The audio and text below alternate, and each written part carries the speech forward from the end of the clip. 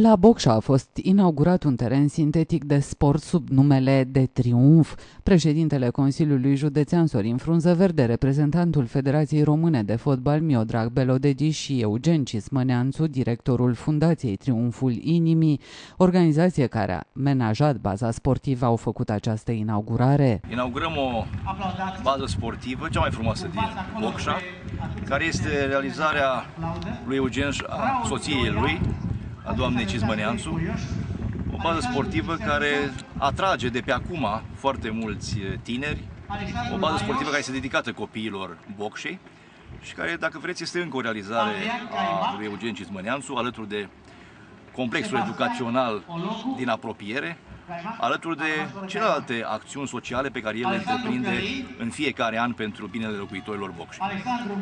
Nu putem decât să fim încântați că am fost prezențați la inaugurarea unei asemenea baze sportive și să le spunem copiilor noștri să o folosească și să o stăpânească sănătoși. Când am auzit de inaugurarea unui teren, nu putea să fiu prezent, nu?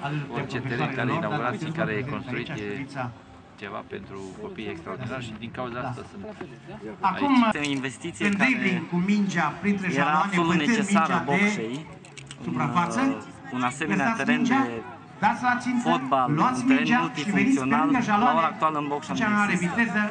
Sigur că, văzând nevoile tinerilor, a copiilor, a celor de vârsta a doua, ne-am gândit să facem acest teren în scopul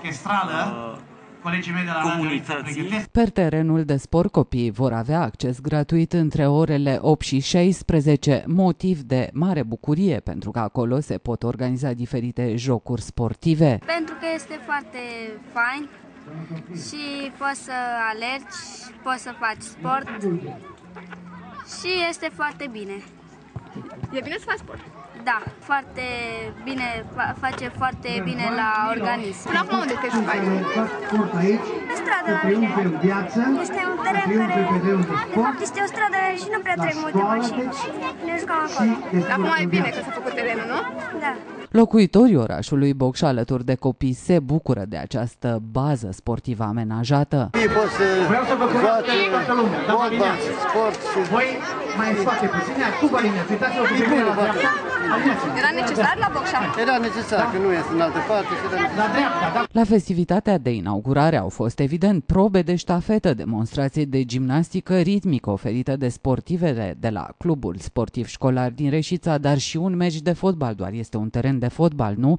Între o grupă de la CSM Școlar Reșița și o grupă de la Liceul Tata Oancea din Bocșa. Pe viitor se mai promite un parc de joacă, vestiare și alte dotări specifice acestui tip de complex sportiv.